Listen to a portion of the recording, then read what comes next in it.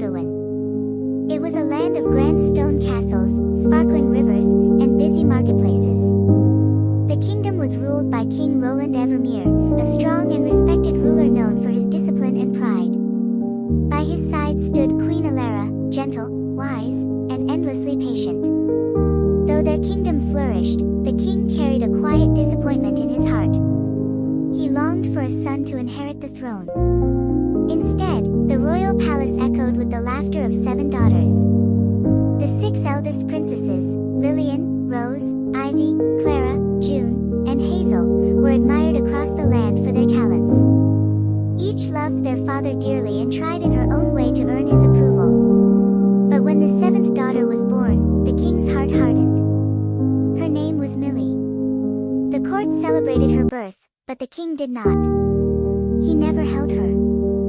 Never called her, my child. Never looked at her with warmth. Milli grew up quietly in the shadows of her sisters. She was thoughtful, observant, and kind. While the others competed for praise, she simply loved her father from a distance. Years passed. One by one, the older princesses married into noble families and left the palace.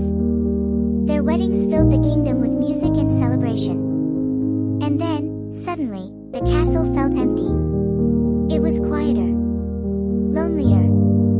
One evening, King Roland wandered into the royal kitchens. There he found Milli, now grown, carefully seasoning a stew. She turned and smiled softly. "Father, would you like to taste it?" The king studied her. For the first time, he truly looked at her. "Tell me something," he said. "How much do you love your father?" Milli didn't hesitate. "I love you the way food loves salt." The king's expression darkened. "Salt," he snapped. "Something common. Cheap. Invisible." "No, father," she tried to explain. But pride drowned out her voice. "If that's how little you think of me," he declared, "then you may leave this palace. Return only when salt becomes more precious than gold." And so, that very night, Milli walked away from the only home she had ever known.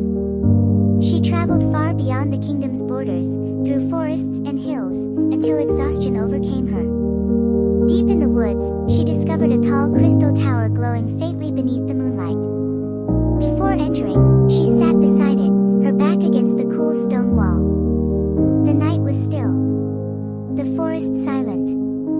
And there, beneath the stars, Milli began to sing. It was not a performance. It was a prayer. Her voice was soft but filled with longing, a daughter's heart poured into melody. She sang of love misunderstood, of words never heard, of a father she still cherished. Her voice floated through the trees like silver mist. Not far away, a young nobleman named Prince Adrian Hale was riding through the forest. He had not come hunting, he preferred nature to sport. Suddenly, he stopped. He had never heard a voice like that before.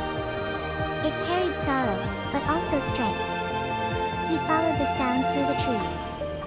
But just as he reached the clearing, a strange mist rolled in around the tower. The air shimmered. A magical wind swept through the forest. And the singing stopped. When Adrian reached the tower, no one was there. Only silence. From that night on, he could not forget the voice.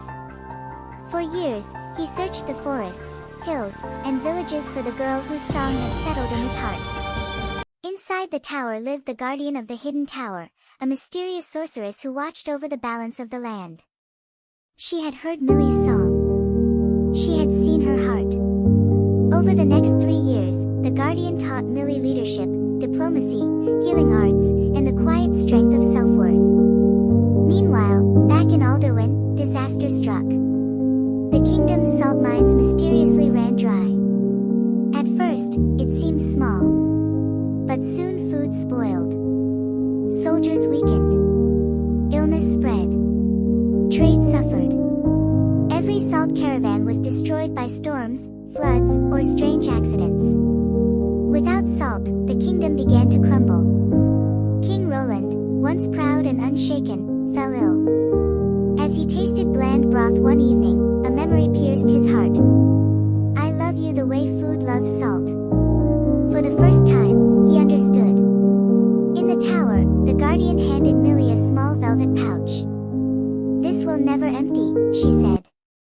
Take it home.